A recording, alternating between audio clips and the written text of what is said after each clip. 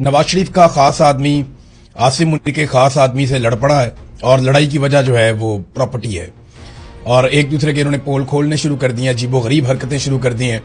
ये बड़ा मजेदार एपिसोड है, ये मैं आपके सामने रखूंगा कि ये क्या हुआ, कैसे हुआ।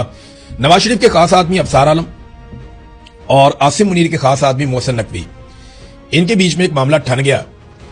वजह क्या बनी? अफसार आलम साहब का ये जो बहुत बड़ी एक बिल्डिंग नहीं थी कॉन्स्टिट्यूशन एवेन्यू पे, बिल्डिंग नंबर 1, यहां पे पहले होटल बनाना था, बाद में उन्होंने ये फ्लैट बना के बेच दिए।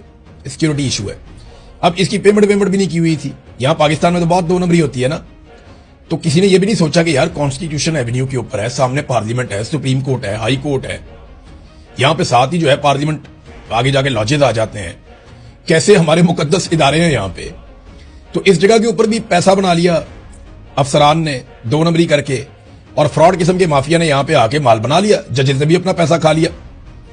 अब वहां पे एक जो फ्लैट है वो अफसार आलम साहब का भी था। वो ये कहते हैं कि उन्होंने अच्छे वक्तों में, जब ये जेरे तामीर था, तब उन्होंने एक बुक करवा लिया था।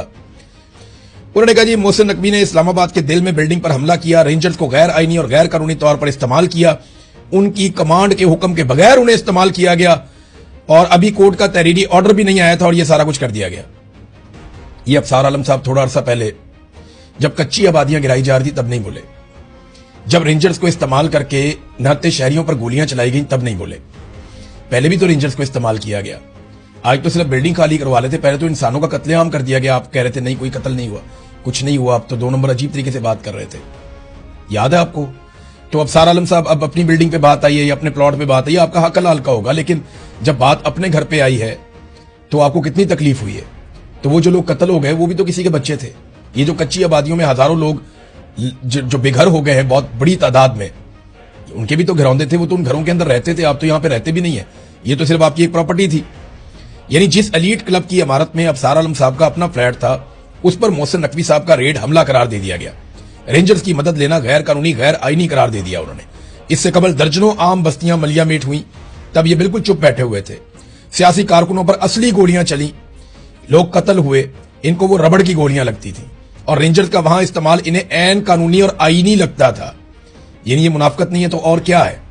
ये अब अफसार आलम साहब बताएं ना। दूसरा, उन्होंने एक सवाल पूछा कि मेरा सवाल है, क्या ये मुल्क मोहसिन नकवी का है? क्या मौजूदा चेयरमैन सीडीए इस फरा गोगी के फ्रंटमैन नहीं थे जो उस वक्त दुबई में फरार है, जिसका कहा जाता है कि वो पिंकी पीरनी की फ्रंटमैन थी? अब ये अफसार आलम कह रहे हैं ये तो जो सीडीए का चेयरमैन लगा है ये फरा गोगी का फ्रंटमैन है। ये क्या आज लगा फ्रंटमैन? एक दिन पहले आपने ये स्टोरी क्यों नहीं की? यानी जब तक मोहसिन नकवी की हुकूमत ने अफसार आलम के फ्लैट पे हाथ नहीं डाला, तब तक अफसार आलम साहब को